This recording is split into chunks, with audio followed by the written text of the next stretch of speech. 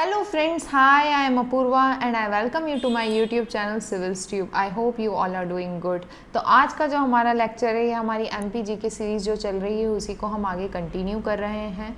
हमने लास्ट जो हमारा सेशन था उसमें काफ़ी कुछ गुप्ता डायनेस्टी के बारे में देखा था, उसके अलावा हून्स इन्वेजन के बारे में देखा था। गुप्ता डायनेस्टी से रिलेटेड जितने भी इम्पॉर्टेंट इंस्क्रिप्शन है जो MP में पाए जाते हैं, उसके अलावा चंद्रगुप्त विक्रमादित्य II जो कि बहुत इम्पॉर्टेंट किंग है MP पॉइंट ऑफ व्यू से, उनके बारे में डिटेल में देखा था। उनके जो भी 9 रत्न थे उनके बारे में भी डिस्कस किया था।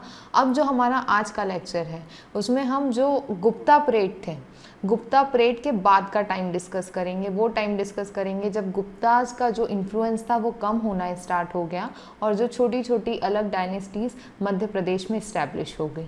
तो चलिए शुरू करते हैं हमारा आज का लेक्चर। तो सबसे पहले हम देखेंगे Vakataka dynasty. Vakataka dynasty basically Maharashtra के रीजन में थी। Wait for a minute. ये जो मैप देख रहे हैं, ये जो चालुक्यास दिख रहे हैं, इस रीजन में उस समय वकाटक डायनेस्टी थी। वकाटक डायनेस्टी का रूल था यहाँ पे 250 से लेकर 500 AD। अभी जो वकाटक डायनेस्टी थी, ये जैसे आप चालुक्य डायनेस्टी का मैप देख रहे हैं, ये नर्मदा तक पहुँच चुके हैं। उस तरीके से जो वकाटक डायनेस्टी थी वो भी इस रीजन तक अपना रूल इस्टेब्लिश कर चुकी थी और ये मध्य प्रदेश का सदर्न पार्ट आ जाता है। तो southern part of Madhya Pradesh में हमको वकाटक डायनेस्टी के रूल का वो मिलते हैं, हिस्टोरिकल एविडेंसेस मिलते हैं और इसलिए Vakataka dynasty MP point of view से इम्पॉर्टेंट हो जाती है। ठीक है, वकाटक डायनेस्टी का टाइम पीरियड क्या था? 250 से 500 AD का टाइम पीरियड था। साउथ सेंट्रल इंडिया के पार्ट में ये रूल करते थे। 250 AD से लेकर 500 AD ये जो टाइम पीरियड है लगभग जो गुप्ता डायनेस्टी का टाइम पीरियड था उससे मिलता जुलता टाइम पीरियड है। उस गुप्ता डायनेस्टी इसके 50 ईयर्स बाद स्टार्ट हुई। ठीक है, ये जो पावर था, इसका जो इस्टेब्लिशमेंट था, ये डेक्कन वाले रीजन में हुआ। अभी मैंने आपको मैप की हेल्प से दिखाया है, जो चालुक्यास का पार्ट था वहाँ पे पहले वकाटक डायनेस्टी थी। ठीक है, वकाटक डायनेस्टी का रूल था इस पार्ट में। इम्पॉर्टेंट सक्सेसर्स थे ये सतवाहन के। हमने सतवाहन डायनेस्टी डिस्कस करी थी, सतवाहन डायनेस्टी का इन्फ्लुएंस देखा था मध्य प्रदेश में। तो ये सतवाहन्स के बाद में स्ट्रॉन्ग पावर जो इमर्ज होकर आया डेक्कन के रीजन में वो वकाटक्स थे और वकाटक्स ने मध्य प्रदेश का जो सदर्न पार्ट था, नर्मदा जो रिवर है उसका जो सदर्न पार्ट था, साउथ ऑफ नर्मदा रिवर, वहाँ से हमको इनके कुछ एविडेंसेस दिखने मिलते हैं। अब बेसिकली ये थे कौन वकाटक्स? ये ब्राह्मण सोसाइटी के थे, ब्राह्मण्स थे ये लोग। इसके अलावा जो इनके कोई भी रिकॉर्ड हम नहीं देखते हैं नॉर्थ ऑफ नर्मदा में। जो नर्मदा रिवर का साउथ वाला पार्ट था, साउथ ऑफ नर्मदा से इनका कुछ पर्टिकुलर टाइम पीरियड के लिए इनका कुछ रूल रहा, कुछ इन्फ्लुएंस रहा, बट नॉर्थ ऑफ नर्मदा में हमको इनके कोई भी एविडेंसेस देखने नहीं मिलते। ठीक है, अब इनने कब इनका रूल एक्सटेंड हुआ? 450 AD के आसपास। 450 AD का जो टाइम पीरियड था उस समय इनका रूल यहाँ पे, ये जो पार्ट दिख रहा है नर्मदा रिवर का, यहाँ से लेकर गुजरात का कुछ पार्ट रूल करते करते तक यहाँ पे तुंगभद्रा जो रिवर आती है वहाँ तक इनका रूल था। ठीक है, और इसके अलावा Arabian sea in the west और छत्तीसगढ़ इन द ईस्ट तक इनका रूल था। मतलब कि ये जो आप मैप देख रहे हैं इसमें लगभग ये जो चालुक्य का जो पार्ट है ये पूरा पहले वकाटक्स के अंडर आता था, उसके बाद में यहाँ पे चालुक्यास आए। तो एज सच MP के पर्सपेक्टिव से, MP के पॉइंट ऑफ व्यू से वकाटक्स का ऐसा कोई बहुत इंपॉर्टेंट रूल नहीं रहा, बट हमको ये पता चलता है कि 450 AD के आसपास इनने जो मालवा का जो सदर्न पार्ट था और southern part of Madhya Pradesh था उसको अपने एम्पायर में इंक्लूड कर लिया था। वहाँ तक इनकी टेरिटरी एक्सपैंड हो चुकी थी। इसके जो फर्स्ट किंग थे वकाटक डायनेस्टी के वो थे विद्याशक्ति, फाउंडर थे डायनेस्टी के। उसके बाद में परावर सेन थे। परावर सेन हमारे लिए बहुत इम्पॉर्टेंट है। परावरा सेन हमारे लिए क्यों इम्पॉर्टेंट है? क्योंकि इनके मैट्रिमोनियल रिलेशंस थे नाग डायनेस्टी के साथ। नाग डायनेस्टी के बारे में हम पिछले 2 लेक्चर्स से पढ़ते आ रहे हैं। जो नाग डायनेस्टी है ये पवाया जो प्लेस है प्रेजेंट डे ग्वालियर में आता है ये। यहाँ पे ये डायनेस्टी का रूल था। इस डायनेस्टी से रिलेटेड हमने समुद्रगुप्त के टाइम में भी पढ़ा। समुद्रगुप्त के टाइम इसके किंग थे गणपति नाग, जिसके साथ उनके बैटल हुई थी, जिनके साथ उनके राइवलरी वाले रिलेशंस थे। उसके बाद में चंद्रगुप्त टू विक्रमादित्य आए, उनने नाग डायनेस्टी के साथ मैट्रिमोनियल अलायंस किया। अब हम देखते हैं कि जो वकाटक डायनेस्टी थी, इनने भी उनके साथ में मैट्रिमोनियल अलायंस किया था। ठीक है, इसलिए नाग डायनेस्टी बहुत इंपॉर्टेंट हो जाती है। इनकी दो बड़ी बड़ी डायनेस्टीज़ के साथ मैट्रिमोनियल रिलेशंस रहे हैं। तो ये डायनेस्टी का नाम अच्छे से याद रखिए। ये याद रखिए कि इस डायनेस्टी का रूल कौन से रीजन में था और इसके कौन से किंग के साथ कब फाइट हुई या कौन से किंग ने मैट्रिमोनियल जो रिलेशंस थे उनको इस्टेब्लिश किया।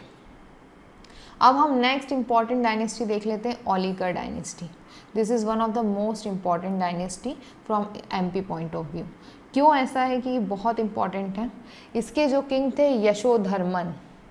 हमने लास्ट जो हमारा लेक्चर था उसमें हुन्स इन्वेजन के बारे में पढ़ा था, और जो हुन्स को पूरी तरीके से हमारा जो मालवा वाला रीजन था मध्य प्रदेश से बिल्कुल बाहर कर देने वाले जो पर्सन थे वो ये थे यशोधर्मन। ठीक है, यशोधर्मन मालवा के रूलर थे जिन्होंने पूरी तरीके से हुन्स को डिफीट कर दिया था और मध्य प्रदेश का जो मालवा रीजन था वहाँ से बाहर कर दिया था। इसलिए यशोधर्मन ओलिकर डायनेस्टी के जो किंग है ये बहुत इम्पॉर्टेंट है एग्ज़ाम पॉइंट ऑफ व्यू से। ठीक है, इनसे रिलेटेड कोई भी एविडेंस हो, कोई भी इंस्क्रिप्शन हो, वो सारी चीज़ें इम्पॉर्टेंट हैं। अभी जो ओलिकर जो डायनेस्टी थी, ये जो डायनेस्टी थी या आज की तारीख का जो प्रेजेंट डे मंदसौर वाला जो रीजन है वहाँ पे थी। मंदसौर डिस्ट्रिक्ट आता है, वहाँ पे थी ये डायनेस्टी। ये डायनेस्टी को फाउंड किया था जयवर्मन ने। ठीक है, किसने किया था? जयवर्मन ने करा था दाजपुर मंदसौर में। दाजपुर मंदसौर का पुराना नाम था। इसके इम्पॉर्टेंट किंग थे जयवर्मन, सिंहवर्मन, नरवर्मन और बंधुवर्मन। बंधुवर्मन का भी नाम हमने पढ़ा है यदि आपको याद हो तो। लास्ट लेक्चर में हमने कुमारगुप्त का दाजपुर इंस्क्रिप्शन देखा था। जो कुमारगुप्त का दाजपुर इंस्क्रिप्शन था इसमें बंधुवर्मन का नाम आपको मिलेगा। जो बंधुवर्मा ये जो किंग थे ओलिकर डायनेस्टी के, इनने जो दाजपुर में उस समय सन टेम्पल बनवाया गया था उसके लिए फंड्स दिए थे। ठीक है, ये हमने उस इंस्क्रिप्शन में इनके बारे में पढ़ा था। अब जो सबसे इम्पॉर्टेंट किंग थे यशोधर्मन, इनका टाइम पीरियड था 1515 से लेकर 545 AD तक। ये मालवा के रूलर रहे थे। इनके बारे में जो हमको इन्फॉर्मेशन है, इनका जो दाजपुर या मंदसौर स्टोन इंस्क्रिप्शन है उससे पता चलता है। हमको ये जो इनका यशोधर्मन दाजपुर मंदसौर इंस्क्रिप्शन है, इससे हमको ये पता चलता है कि इनने जो हून रूलर थे मिहिर कुल, उनको डिफीट कर दिया था। ठीक है, और मालवा को एनेक्स कर लिया था, मालवा को अपना वापस से वो कर लिया था, अपना एम्पायर में इंक्लूड कर लिया था। ठीक है, इसलिए यशोधर्मन बहुत ज़्यादा इम्पॉर्टेंट किंग हो जाते हैं एमपी पॉइंट ऑफ व्यू से। अभी हमको कहाँ से पता चलता है? तो यहाँ के स्टोन इंस्क्रिप्शन से पता चलता है। इसके अलावा हमको यशोधर्मन के मंदसौर में पिलर इंस्क्रिप्शंस भी देखने के लिए मिलते हैं। ये जो इनके पिलर इंस्क्रिप्शन है, इनको कई बार विजय स्तंभ भी कहा जाता है। ये 2 मोनोलिथिक पिलर है। मोनोलिथिक का मतलब क्या होता है? मतलब कि जो एक ही स्टोन पे बना हुआ, मतलब कि एक ही स्टोन का पिलर है ये। मोनो मतलब एक, लिथिक मतलब स्टोन। ये इसमें रिकॉर्ड दिया हुआ है of his victory over Mihir कुल। मिहिर कुल जो किंग थे, हुन इन्वेडर थे, उनके ऊपर अपनी विक्ट्री का इनने इसमें रिकॉर्ड दिया हुआ है और समटाइम इसे विजय स्तंभ भी कहा जाता है। एग्जाम में क्वेश्चन आ चुका है कि विजय स्तंभ कौन से राजा से, मंदसौर का जो विजय स्तंभ है वो कौन से राजा से एसोसिएटेड है, या जिस राजा से एसोसिएटेड है उनने किसके ऊपर विक्ट्री में की खुशी में या विक्ट्री के कारण ये जो विजय स्तंभ था बनवाया था। ठीक है, तो ये क्वेश्चन एग्जाम में आते हैं और आ सकते हैं। यशोधर्मन जो थे, इनने काफ़ी वास्ट टेरिटरी को कॉन्कर करा था from the Hund's and the Gupta. Although जो इनका एम्पायर था वो बहुत ज़्यादा समय के लिए नहीं था, ऑलमोस्ट 10, 15, 20 साल के लिए था, उसके बाद में इनका जो एम्पायर था वो डिसइंटीग्रेट होना स्टार्ट हो गया। बट ये बहुत बड़ी अचीवमेंट थी इनकी कि जो हुन्स इन्वेडर थे, जिन्हें पूरा जो गुप्ता डायनेस्टी था, जो गुप्ता एम्पायर था, जो इतना स्ट्रॉन्ग एम्पायर था, उसको पूरी तरीके से वीक कर दिया था, उसको इन्होंने डिफीट कर दिया और पूरा मालवा रीजन से बाहर कर दिया। इसलिए यशोधर्मन बहुत ज़्यादा इम्पॉर्टेंट किंग हो जाते हैं। अब जो हम नेक्स्ट डायनेस्टी देखेंगे वो है परिव्रजक डायनेस्टी। अभी परिव्रजक डायनेस्टी का टाइम पीरियड क्या है? इनका टाइम पीरियड है 5th सेंचुरी एडी से लेकर 6th सेंचुरी एडी। इनका जो रीजन था रूल का वो था बुंदेलखंड का रीजन। ठीक है, 6th सेंचुरी मतलब ऑलमोस्ट 415 AD। मतलब कि आपको मैंने तब हम लास्ट टू लास्ट लेक्चर पढ़ रहे थे, तब मैंने आपको बताया था कि जब भी कोई स्ट्रॉन्ग किंग आता था तो वो सारे छोटे छोटे जो किंगडम्स था वहाँ तक अपना एक्सपेंशन कर लेते थे और उसको अपनी टेरिटरी में इंक्लूड कर लेते थे, वहाँ तक उनका रूल हो जाता था।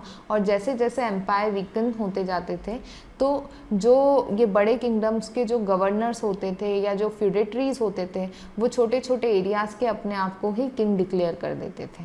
तो ये जो परिव्रजक जो डायनेस्टी थी ये कैसे बनी? तो ये बेसिकली गुप्ता एम्पायर के फ्यूडेटरीज थे, और जब गुप्ता एम्पायर वीक हुआ तो इन्होंने अपने आप को इंडिपेंडेंट किंगडम डिक्लेयर कर दिया। फर्स्ट किंग कौन थे इस डायनेस्टी के? तो वो थे देवडे। देखिए डायनेस्टी कोई बहुत इंपॉर्टेंट नहीं है, इन डायनेस्टीज से रिलेटेड बहुत कम बातें होती हैं जो इम्पॉर्टेंट होती हैं। सबसे पहली इंपॉर्टेंट चीज़ है कि एग्जाम में ये क्वेश्चन आएगा कि परिव्रजक डायनेस्टी का रूल कौन से रीजन में था। तो ये कहाँ थी परिव्रजक डायनेस्टी? तो ये बुंदेलखंड वाले रीजन में थी। इसके अलावा ये जो परिव्रजक डायनेस्टी है उसके एक जो किंग थे हस्तिन, ये इम्पॉर्टेंट किंग थे। इनका टाइम पीरियड था 475 से लेकर 515 AD तक का। ठीक है, इनने अपनी कैपिटल बनाया था उच्चकल्प को। उच्चकल्प एक प्लेस है सतना में, इसको इनने अपनी कैपिटल बनाया था। इम्पॉर्टेंट है, उच्चकल्प का नाम याद रखना। और जो इनके इंस्क्रिप्शंस की बात करें, ये जो डायनेस्टी है इनके बारे में हमको इंस्क्रिप्शन से पता चलता है। इनके इंस्क्रिप्शंस जो डिस्कवर हुए हैं वो खो करके एक प्लेस है वहाँ से, जबलपुर से, बैतूल से, भुमरा और मझगांव, ये 2 प्लेस सतना में हैं। यहाँ से हमको इनके इंस्क्रिप्शन के मिलते हैं जिससे हमको इनकी हिस्ट्री के बारे में पता चलता है। तो परिव्रजक डायनेस्टी के किंग थे हस्तिन। हस्तिन इम्पॉर्टेंट किंग है। हमको इस डायनेस्टी के ऑलमोस्ट 9 इंस्क्रिप्शन मिलते हैं। खो, मझगांव, भुमरा, बैतूल, जबलपुर, यहाँ से हमको इनके इंस्क्रिप्शन मिले हैं। उच्चकल्प को इनने अपनी कैपिटल बनाया था। बुंदेलखंड वाले रीजन में इनका रूल था। ये रहा बुंदेलखंड वाला रीजन। ये वाला जो आप पार्ट देख रहे हैं, ये जो पार्ट है ये बुंदेलखंड वाले रीजन में आता था और यहाँ पे परिव्रजक डायनेस्टी का रूल था। अब जो इनके इंस्क्रिप्शंस हैं उनसे हमको इनके दूसरे किंग्स के भी नाम पता चलते हैं। प्रभाकर, दामोदर इनके किंग्स के नाम थे, ये इंस्क्रिप्शंस पे लिखा हुआ है। इसके अलावा इस इंस्क्रिप्शन से हमको ये भी पता चलता है कि इनने जो किंग्स थे इन्होंने काफ़ी सारी जो लैंड थी उसका दान किया था। ठीक है, लैंड ग्रांट्स के भी हमको एविडेंसेस या मेंशन हमको इन इंस्क्रिप्शंस में मिलता है। इसके अलावा एक और डायनेस्टी थी उच्चकल्प डायनेस्टी। ये जो उच्चकल्प डायनेस्टी ये बघेलखंड के रीजन में थी। ये भी फ्यूडेटरीज थे गुप्ता के। ठीक है, ये यहाँ थी, ये यहाँ थी, सतना का कुछ पार्ट यहाँ पे ओवरलैप भी होता था इनके रीजन में। उच्चकल्प इन सतना डिस्ट्रिक्ट, इसको इनने अपनी कैपिटल बनाया था। इनके भी हमको ऑलमोस्ट 9 इंस्क्रिप्शन मिलते हैं। इनके परिव्रजक डायनेस्टी के हमको 8 इंस्क्रिप्शन मिलते हैं और 9 इंस्क्रिप्शन हमको उच्चकल्प डायनेस्टी के मिलते हैं। ये जो डायनेस्टी इनके इंस्क्रिप्शन हमको कटनी, खो जो प्लेस है वहाँ से, उनचरा करके एक प्लेस है वहाँ से हमको इनके इंस्क्रिप्शंस के वो मिलते हैं, आर्कोलॉजिकल एविडेंसेस। इसके अलावा ये जो इंस्क्रिप्शंस हैं इनसे हमको इनके कुछ किंग्स के नाम भी पता चलते हैं और ये भी पता चलता है कि इन्होंने लैंड ग्रांट करते थे और ये भी पता चलता है कि महाराजाधिराज का टाइटल लेते थे इस डायनेस्टी के किंग। ठीक है, तो ये जो परिव्रजक डायनेस्टी है या उच्चकल्प जो डायनेस्टी है, ये दोनों डायनेस्टी गुप्तास के फ्यूडेटरीज थे। एक का रूल बुंदेलखंड में था, एक का रूल बघेलखंड में था। इनकी जो कैपिटल थी वो सतना डिस्ट्रिक्ट उच्चकल्प थी। इसके अलावा इनके इंस्क्रिप्शंस से हमको इनके बारे में पता चलता है। इनके बारे में कोई बहुत ज़्यादा इंपॉर्टेंट चीज़ें नहीं हैं याद रखने लायक, बट एग्जाम में इनसे यदि क्वेश्चन बन जाए तो आपको एक दो छोटी मोटी बातें याद होना चाहिए। ज़्यादा तो क्वेश्चंस बनने के चांसेस इस टॉपिक से नहीं होते, बट स्टिल क्योंकि एमपी का वेटेज ज़्यादा है तो हम कुछ भी नहीं छोड़ सकते। अब हम बहुत इंपॉर्टेंट डायनेस्टी देख लेते हैं। गुप्तास का टाइम पीरियड ख़त्म होने के बाद में पुष्यभूति डायनेस्टी की स्टार्टिंग हुई थी 550 AD में।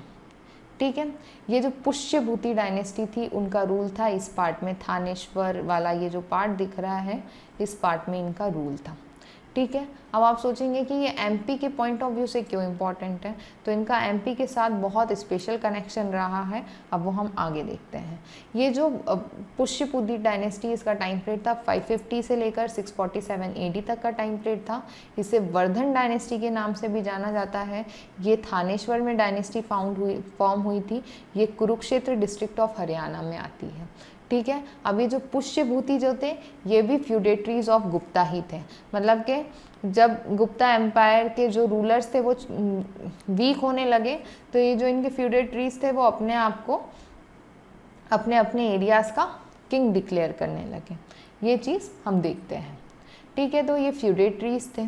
अब हुआ ये कि 550 से लेकर 605 AD तक तो यहाँ का रूल नॉर्मली चलता रहा सारी डायनेस्टीज़ की तरह। 605 AD में यहाँ पे राज्यवर्धन का रूल आया। ठीक है, राज्यवर्धन जब किंग बने तो उनने फर्स्ट डे से ही काफ़ी ज़्यादा प्रॉब्लम्स फेस करी। काफ़ी ज़्यादा लोग उनको नहीं चाहते थे कि वो राजा बने। उसके बाद में क्या हुआ, इनकी जो एक सिस्टर थी, राज्यवर्धन की सिस्टर थी राज्यश्री, उनकी शादी हुई थी। ये जो मुखारी, ये जो आप किंगडम देख रहे हैं, इसकी कैपिटल थी ये कन्नौज। ठीक है, यहाँ के राजा थे ग्रहवर्मा से किसकी शादी हुई थी, राज्यश्री की शादी हुई थी, जो कि राज्यवर्धन की सिस्टर थी। ठीक है, मुखारी ruler of Kannauj and husband of Rajyashri sister of Rajyavardhan. ठीक है, अभी जो ग्रहवर्मा थे ये मुखारी किंग थे, जिनको मालवा के उस समय रूलर थे देवगुप्त, उन्होंने मर्डर कर दिया। ठीक है, देवगुप्त किसके साथ मिलके, शशांक जो उस समय नॉर्थ वेस्टर्न जो बंगाल वाला रीजन था यहाँ पे रूल करते थे, क्या नाम है, शशांक। ये शशांक जो किंग थे बंगाल के, उनके साथ मिलके देवगुप्त ने ये जो ग्रहवर्मा जो मुखारी किंग थे उनको मार डाला। ठीक है, और यहाँ से इनकी राइवलरीज कॉन्फ्लिक्ट्स स्टार्ट हुए। ठीक है, अब इनने ऐसा क्यों किया, क्योंकि जब हम देखते हैं कि अर्ली जो एंशिएंट पीरियड था या गुप्ता रूलर्स का जो टाइम पीरियड था, उसके बाद में ये जो कन्नौज वाला जो रीजन है ये as a seat of power emerge होकर आई। ये कहा जाने लगा कि जो कन्नौज पे रूल करेगा वो पूरे एरिया पे रूल कर सकता है। तो ये एक बहुत इम्पॉर्टेंट प्लेस बन गई और हर कोई इसको कैप्चर करना चाहता था, जिसके चलते जो मालवा के जो रूलर थे देवगुप्त, उन्होंने इनको मार डाला, ग्रहवर्मा को। ठीक है, और ऑक्यूपाई कर लिया कन्नौज को और इम्प्रिजन कर लिया, बंदी बना लिया राज्यश्री को। जिसके बाद में जो इनके ब्रदर थे राज्यवर्धन, इन्होंने इनके अगेंस्ट एक कैंपेन स्टार्ट करा।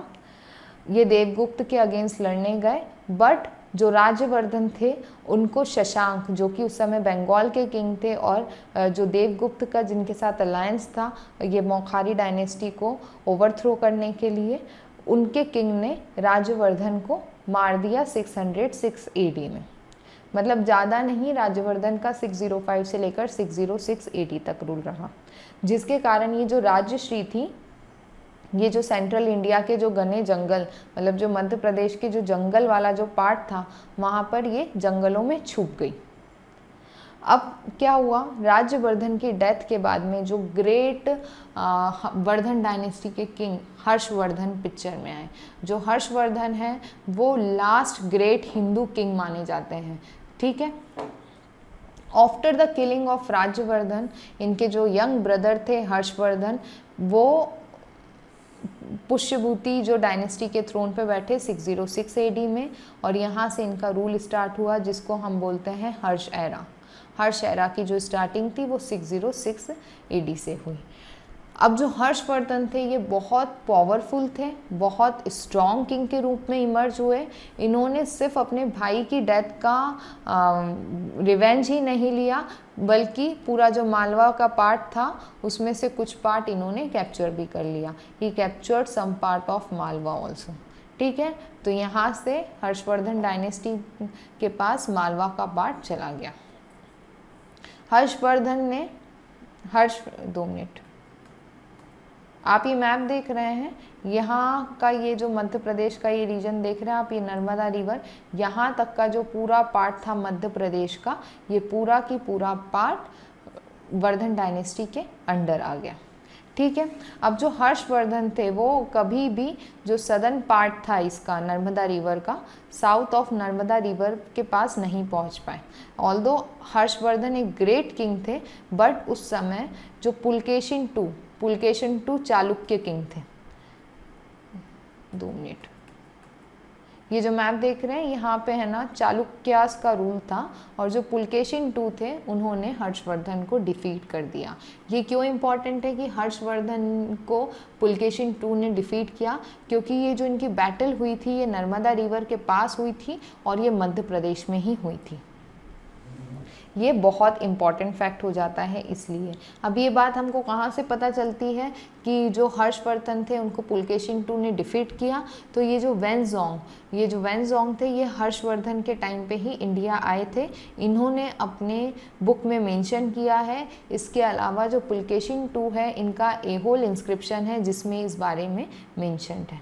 ठीक है, तो वर्धन डायनेस्टी का यही इम्पोर्टेंस है मध्य प्रदेश में, आपको याद होना चाहिए। लास्ट ईयर पेपर में क्वेश्चन आया था 3 मार्कर, मुखारीज डायरेक्टली लिखा हुआ था, तो आपको ये बताना था कि मुखारीज कौन थे, कब उनका रूल स्टार्ट हुआ और उनका क्या इम्पोर्टेंस था मध्य प्रदेश की हिस्ट्री के साथ। 3 मार्कर में था। यदि आप 3 फैक्ट भी लिखते, यदि आप ये बता देते कि मुखारीज कन्नौज में रूल करते थे, या देवगुप्त जो कि रूलर ऑफ मालवा थे उन्होंने उनको डिफीट किया था, मर्डर कर दिया था ग्रह वर्मा का जो कि इस डायनेस्टी के किंग थे, तो काफ़ी हो जाता। अब हम देख लेते हैं शेल डायनेस्टी के बारे में। ये जो शेल डायनेस्टी थी इनका रूल 8th सेंचुरी एडी में आया, मतलब 700 एडी से 800 एडी के बीच में इनका रूल रहा। ये जो डायनेस्टी थी इनका रूल था महाकौशल में। अब आप सोचोगे महाकौशल किसे कहा जाता है, तो महाकौशल ये एमपी का मैप जो है, एमपी के मैप में ये वाला जो पार्ट है इसको महाकौशल कहा जाता है। ठीक है, कौन से डिस्ट्रिक्ट्स आते हैं इसमें छिंदवाड़ा, सिवनी, बालाघाट, मंडला, ढिंडोरी, जबलपुर, कटनी, नरसिंहपुर, ये वाला जो पार्ट है इसको हम महाकौशल के नाम से जानते हैं। यहाँ पे शेल डायनेस्टी का रूल रहा था 8th सेंचुरी एडी में महाकौशल रीजन में। यही फैक्ट इनसे रिलेटेड इम्पॉर्टेंट है। ये बात हमको कैसे पता चलती है कि यहाँ पे इनका रूल रहा था, तो ये राघोली कॉपर इंस्क्रिप्शन, देखिए जो भी इंस्क्रिप्शंस होते हैं वो एग्जाम पॉइंट से बहुत इंपॉर्टेंट हो जाते हैं, क्योंकि इंस्क्रिप्शंस ही हैं जिनके बेसिस पे हम उस समय की हिस्ट्री को कंस्ट्रक्ट कर पाते हैं या पता लगा पाते हैं। इसलिए मध्य प्रदेश से जितने भी इम्पॉर्टेंट इंस्क्रिप्शन मिलते हैं वो हमें याद होना चाहिए। अभी जो शेल डायनेस्टी इसका हमको कैसे पता चला, तो हमको इसके बारे में राघोली कॉपर इंस्क्रिप्शन है बालाघाट में, वहाँ से हमको इसके बारे में पता चला। इस जो इंस्क्रिप्शन में डिस्क्राइब्ड पेडिग्री एंड क्रोनोलॉजी, मतलब कि जो ये जो किंगडम था, शेल डायनेस्टी थी, उनकी वंशावली और उनकी जो प्रॉपर क्रोनोलॉजी थी वो इसमें मेंशन्ड है। इस कॉपर इंस्क्रिप्शन में दिया हुआ है कि इस किंग के बाद ये किंग आए, इस किंग के बाद ये किंग आए, ये सारी चीज़ें मेंशन है, जिसके बेसिस पे हमको पता चलता है कि जो श्रीवर्ध थे, श्रीवर्ध इस डायनेस्टी के फर्स्ट किंग थे, और जो जगवर्ध थे वो इस डायनेस्टी के लास्ट किंग थे। शेल डायनेस्टी ऑल्दो बहुत इंपॉर्टेंट नहीं है, राघोली कॉपर इंस्क्रिप्शन, शेल डायनेस्टी का रूल कहाँ था, ये 2 चीज़ें याद रखना। राघोली का कॉपर इंस्क्रिप्शन बालाघाट से मिलता है, शेल डायनेस्टी का रूल कहाँ था, तो महाकौशल का जो रीजन है आज की तारीख में, जो हम बालाघाट वगैरह वाला, सिवनी डिस्ट्रिक्ट, जबलपुर, कटनी, ये वाला जो मंडला पार्ट बोलते हैं, वहाँ पे इनका रूल था। तो यही चीज़ है जो इस डायनेस्टी से रिलेटेड हमारे लिए इम्पॉर्टेंट है। तो ये हमने बेसिक डायनेस्टीज़ पढ़ ली, पुष्यभूति डायनेस्टी के बारे में देख लिया, और जो भी इम्पॉर्टेंट चीज़ें थी वो सारी चीज़ों को कवर कर लिया। इसके बीच में जो फिडिट्रीज़ ने परिव्रजक डायनेस्टी, उच्च कल्प डायनेस्टी, ये भी हमने देखी। वकाटक डायनेस्टी का क्या रूल रहा, ये भी हमने रोल रहा मध्य प्रदेश की हिस्ट्री में, ये भी हमने देख लिया। अब जो हमारा नेक्स्ट लेक्चर होगा वहाँ से हम स्टार्ट करेंगे परमार्स, प्रतिहार, राष्ट्रकूटा डायनेस्टी, किस तरीके से इनका ट्राई पार्टी स्ट्रगल चलता रहा, किस तरीके से एमपी में किसका कब रूल रहा। उसके बाद में हम जो परमार डायनेस्टी है उसको डिटेल में पढ़ेंगे। अब हमारा जो एंशिएंट मध्य प्रदेश हिस्ट्री है वो लगभग ख़त्म हो चुका है। अब यहाँ से हमारा जो अर्ली मेडाइवल पीरियड है वो स्टार्ट होगा। तो आज के लिए बस इतना ही। Thank you for watching this session. यदि आपको हमारे ये लेक्चर्स अच्छे लग रहे हैं, ये सीरीज़ अच्छी लग रही है, तो please like and subscribe this channel. Thank you.